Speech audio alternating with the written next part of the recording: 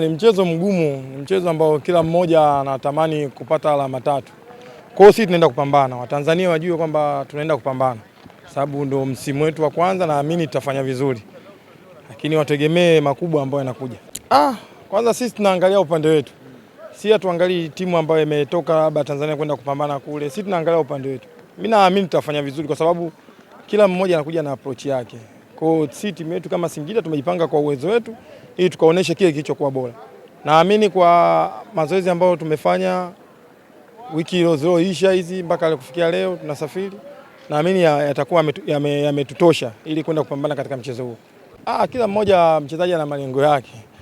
Malengo ya timu bado. Sisi kama wachezaji sisi tunaamini kwamba malengo yetu ya kila mmoja wetu bado hajatimia, malengo ya timu bado hajatimia kwa sababu kila mmoja anatamani kufika mbali kutoka hapa. Kwa hiyo sisi kama wachezaji hatujatimiza bado malengo, naona kama ya timu. Ili tutimize malengo ya timu lazima tupate ushindi.